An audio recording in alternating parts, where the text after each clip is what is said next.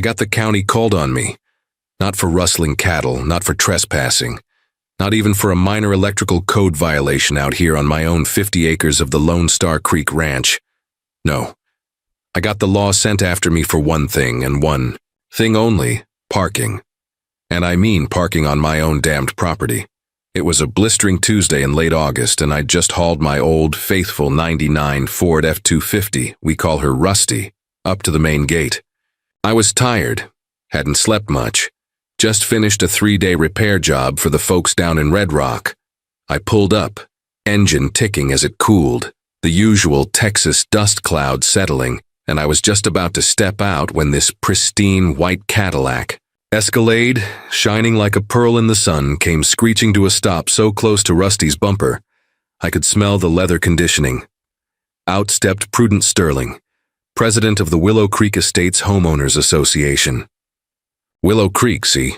That's the new fancy development right next to my place, full of those massive cookie-cutter houses where they think beige is a personality. Prudence was in a tailor-made suit, power heels sinking slightly into the gravel, clipboard clutched like the Holy Grail, and she was practically vibrating with rage. "You cannot park here, Mr. Dean," she shrieked, her voice thin and sharp. "This vehicle is a gross violation of the Expanded Aesthetics Guidelines, Section 3, Subparagraph B. Your rusted heap is directly adjacent to the perimeter wall and is destroying the entire vista for my residents. I swear I looked around at my land, the land my wife Sarah and I had bought back in '03. The land where I scattered her ashes, the land where I taught my son, Travis, to drive that very truck, and I just had to laugh. "Ma'am," I said, leaning on Rusty's door, giving her my biggest, slowest Texas smile. "You realize where we're standing, right? This is my driveway on the Lone Star Creek Ranch. That HOA of yours stops right at that fence line, where my sign—" She didn't miss a beat. She flipped through a stack of documents on her clipboard, jabbing a manicured finger at a highlighted passage. "Resolution 107D. The expanded boundary annexes this roadside easement, and your truck is a blight that is impacting the visual harmony of our community, causing a documented decline in property values. I know my covenants, Mr. Dean." The sheer audacity. She was trying to claim my land, the last piece of Sarah I had left, over a parking spot. That's when my patience, and believe me, raising Travis alone gave me the patience of an old oak tree, snapped. "Bless your heart, Prudence," I drawled, using that classic phrase we Texans use when we mean go jump in a lake. "This ranch isn't for sale, and Rusty can sit wherever she damn well pleases on my driveway. Now, if you'll excuse me, I'm going inside."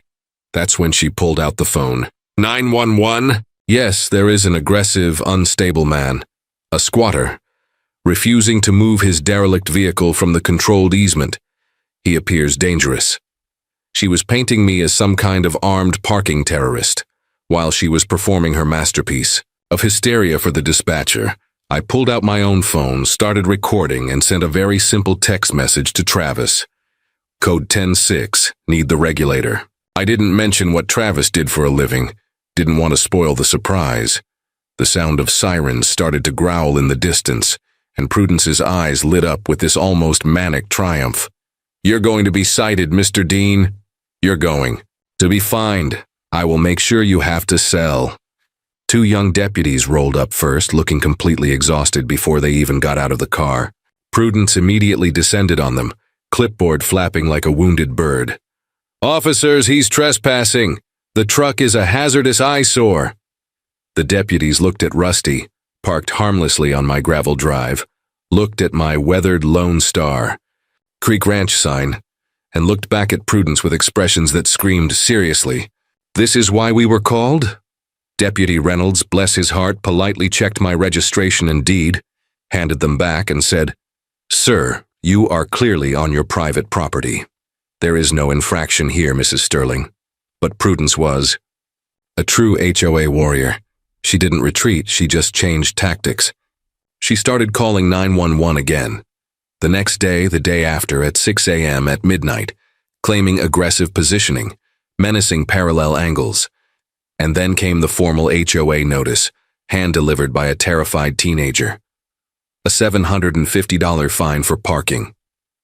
Vehicle in a visually inharmonious degree, 83 degrees. She'd actually measured the angle of my truck. That's when I knew she wasn't just crazy. She was obsessed. So, I decided to give the people what they wanted. I started a little live stream I called Dean's Driveway Dilemma, where every night I'd come up with a new, creative way to park Rusty. First, a perfect heart for Sarah. Then, I borrowed some trucks from neighbors who were secretly enjoying the show, and we parked them to spell out freedom. The stream blew up. People tuned in from all over the country to watch the parking art. Then Prudence sent me the letter that proved everything. It wasn't about parking, it was about greed. In black and white it read, "The ranch must be acquired to protect the high, contiguous integrity of Willow Creek's future development. Sell immediately or face full enforcement action." She wanted the land. She was using Rusty as an excuse. The legal threats started rolling in, but so did the support. People were digging into public records, and they found it. Prudence's famous Resolution 107D had never been legally recorded with the county. The document she was waving around was a fake, a piece of paper worth less than the dust on Rusty's tires. I called Travis that night. "She's trying to steal the ranch, son. The one we promised your mother we'd always keep." Travis, the regulator, sounded calm, but I could hear that low growl in his voice, the one I hadn't heard since he was 8 and beat up a bigger kid for calling Sarah's homemade apple pie store-bought. "Don't you worry, Dad," he said. "Tomorrow at noon, just make sure you're recording. She won't be ready for who's coming to visit." The next day, the viewer count for Dean's Driveway Dilemma hit 150,000. I had 6 neighbor trucks lined up spelling out Texas. Prudence arrived right on cue with her whole posse, about 20 people carrying signs that read, "Stop the parking blight," and a kid flying a drone overhead to film the evidence. She was screeching, "I have 15 witnesses to your vehicular harassment, Mr. Dean. This ends now." And then we heard it. The deep, heavy growl of a full-size Dodge Ram 3500, a truck you don't hear often in this county. Prudence immediately dropped her clipboard and sprinted towards it, beaming. "Finally, the county sheriff. Arrest this man for public nuisance." The truck came to a stop, the door swung open, and out stepped Sheriff Travis Dean in his crisp, dark green uniform, badge gleaming like a polished silver dollar. He looked at me, gave that slow, crooked grin I taught him, and said the only 2 words that mattered. "Hey, Dad." The silence was total. You could hear the cows chewing grass a quarter-mile away. Prudence's face went from purple to a ghostly white, her mouth working like a dying fish. The drone pilot crashed his machine straight into the fence. "Dad, Dad," she squeaked, trying to backpedal. This is a conflict of interest, nepotism. I'm calling the state." Travis remained utterly professional. "I'm Sheriff Travis Dean, ma'am, and this is my father, Mr. Robert Dean. Now, would you care to explain to me and the 150,000 people currently watching why my department has been diverted from an actual high-speed pursuit this morning to deal with your 12th complaint about my father's perfectly legal parking?" He didn't stop there. He pulled out his own phone, turning serious. "See, Prudence, I've been doing some off-duty work too.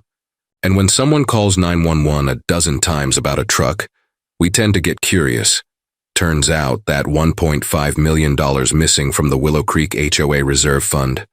It matches the amount funneled through the shell company you set up to acquire this specific property," the crowd gasped.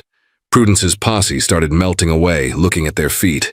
"That's conspiracy to commit fraud and embezzlement," Travis continued, his voice hitting the kind of low frequency that commanded attention.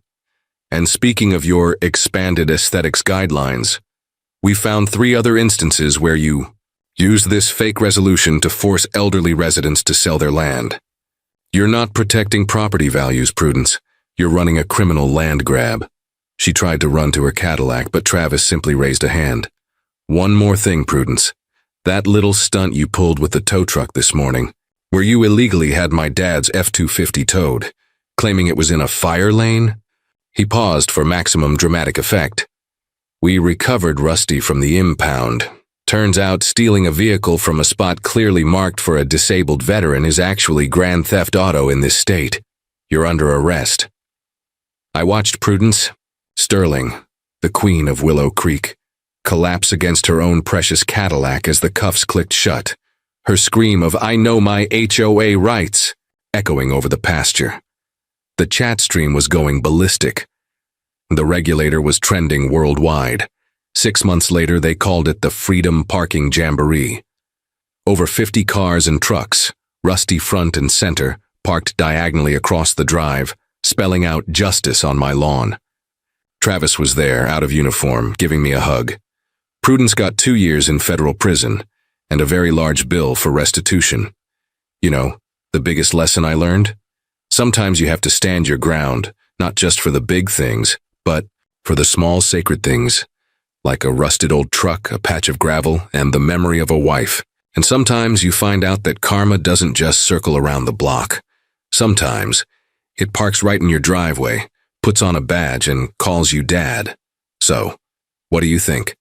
Was Prudence a criminal or just a hypervigilant HOA president who took her covenants a little too seriously? And would you risk $750 to park your car 5 degrees off angle? Let me know in the comments below. I read every single one. And hit that like and subscribe button for more stories about life on the Lone Star Creek Ranch.